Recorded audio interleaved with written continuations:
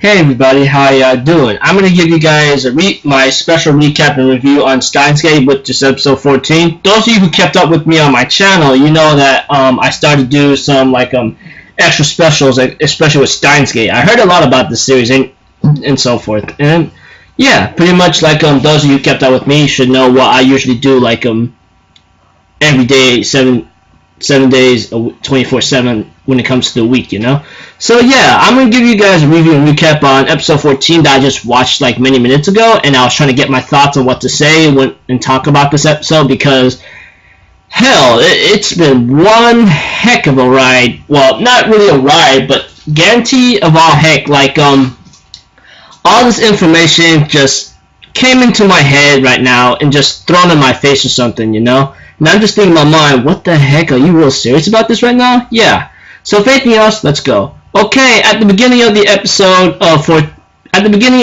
14, we have to it that our boy Okabe or Kyoma is trying to change the fate of Mayuri all time around, and we see to it that he's been doing the best he can, going time leap and time leap and time leap and time leap and time leap and time leap and time leap and time leap and time leap all this time to try to change the course. But no matter what he does, it cannot be changed about Mayuri's death. She will die from a certain easy accident. Every time her watch is stopped, she will die no matter what. It's like that. It's no tomorrow that it's not going to stop. And I'm thinking in my mind, my dear Lord, what you're doing right now is not really gonna help out, because right now he's been repeating these events many times, and later on he comes to this conclusion it's already fated that Mayuri is gonna die anyway because certain events that is set into order and set in stone right now, no matter what you're trying to do, it's gonna happen because of that situation, and it's in the same world line possibly of what Kyoma's trying to do. Eventually, he comes to Makise. Well, Makise Kurisu came to him when he was on a bridge, feeling so hopeless, and he told everything to Makise Kurisu about time leaping, you know, and therefore she goes yeah, she was very reluctant to maybe believe it, or she has some troubling matters over this because Mayuri is dying and she considers Mayuri a friend, which is really understandable. But eventually, as time continues on with the episode, we see to it that our buddy, on the other hand, has an idea. Makise Kurisu has an idea. So she goes okay, here's what we're gonna do. Here's what we're gonna do, which is pretty shocking. So she gives an idea of what to do right now, and she decides. And while everyone's having their pizza, you know, Makise Kurisu tells Kyoma okay, I'm pretty much gonna send you back many hours back in time after I completed my time leap machine and so forth. And therefore, things got a little kind of confusing for Okabe or Kyoma as he's trying to figure out, what do you want me to do right now? And she tells him a couple things about okay, here's what I'm going to tell you, okay? My personal fork, my personal spoon, you know, that kind of thing. Put that into words right there, and you tell her that, it should be able to work. And therefore, we see to it that Makise Kurisu might have gotten flustered or blushed a couple times a bit here and there, and I'm thinking in my mind, well, ain't that a fact? It's not really looking good or nice at a certain time or at a certain time being. But we have to it that Kyoma went back in time much more, many hours back away for the time leap machine to be completed. And therefore, he puts in the thing, after a competition about Mayuri and Makise Kurisu talking about competition, who will finish the costume, who will finish the time leap machine, you know, that kind of thing. It seems Kyoma said out loud, "We're canceling the experiment," out of nowhere. He ends up saying, "Okay, I need you all to get back and get on home, okay?" That kind of thing. And I'm thinking in my mind, that was kind of out of place and kind of surprising right now, but it is what it is. And I'm thinking in my mind, whatever, just keep going with what you got to do, you know. So we have to it that that Kyoma invites Makise Kurisu for a talk, and he explains everything to her, but she did not want to believe it. Then he says like personal fork, personal spoon, that kind of thing. And without knowing, like we have to it that our girl Amane, who is the part-time worker at the store right now, like ends up saying a couple things, ends up coming in later after like after Okabe and Makise trying to talk about like what to do. We have to it that Okabe is really confused right now and so forth, and talking to Makise about like Mayuri's death, like in certain ways and aspects. And right now he jumps into dangerous conclusions when Makise goes like, don't jump to these kinds of conclusions, it's pretty dangerous and so forth. And right now, like they're trying to figure out what to do right now, because Mayuri's death is freaking like set into stone right now because of certain events put into because of Kyoma's thing whatsoever. I forgot to mention about like Kiryu Moeka.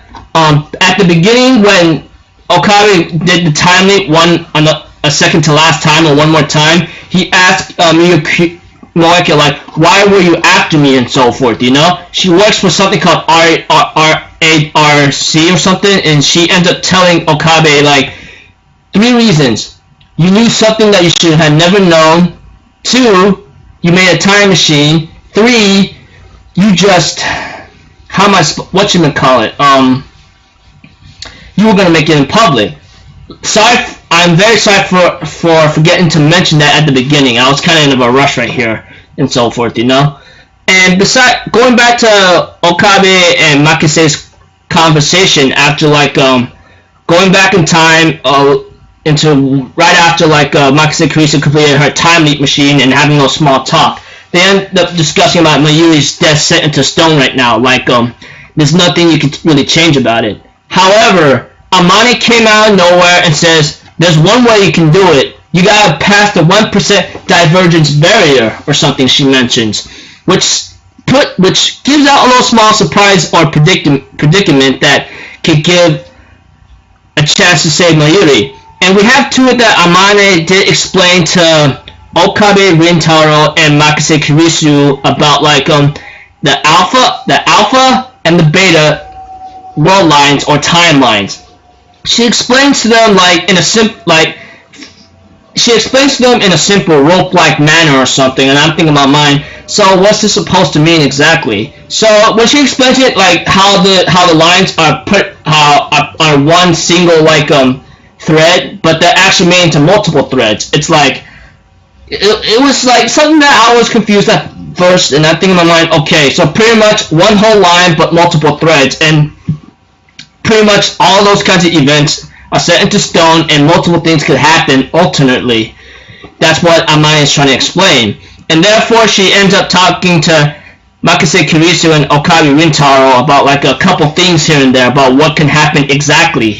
And I'm thinking in my mind, whoa girl, you gotta slow down a bit. But later on, what shocked the living heck out of me is that she leads them to a certain location and shows them a machine, and we have to it that Makise Kurisu and Okabe Rintaro ask her, first off, who are you? And therefore she activates a machine and tells them this is a time machine, and they go like, hold on, what are you saying right now? Even both of them are like pretty shocked, and she therefore says, I'm the time traveler, John Titor or Titor. And I'm thinking in my mind, oh my gosh, I yelled out, what? So all this time, like, Amane has been John Titor this entire time when I was watching episode by episode, and she was keeping an eye on Makise Kurisu, and I'm thinking in my mind, so if she is the time traveler, then pretty much she might know like what Makise Kurisu really is and so forth. Does she really know about what else could happen in the future and so forth? Speaking of futures and so forth, when she mentions the alpha and beta lines, the alpha and beta are different, when you go on the beta line or something, certain events is more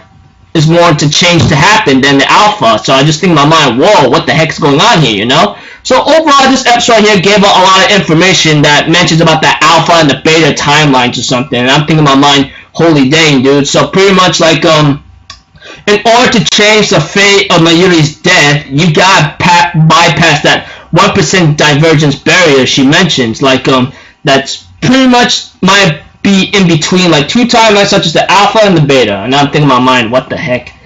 So overall, this episode right here was pretty cool, you know. I mean, a lot of information that I enjoyed looking at, and I gotta say, it's giving me that crazy vibes and rides right now that I'm just going nuts and bolts or whatsoever, you know.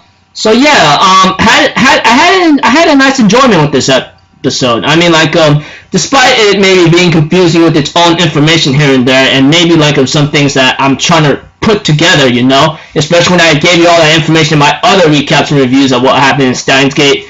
But hey, it was still a fun ride. So overall, like I'm looking forward to the next episode. Can't wait to see what's gonna happen, but guarantee it's gonna be one wild ride, that's for sure. Looking forward to the next episode. I'll see you guys for that review and recap for episode 15 tomorrow night. All right. Until then, I'm Alpha Zero. Have a good day, and I'll see you guys next time. Peace out. Bye bye.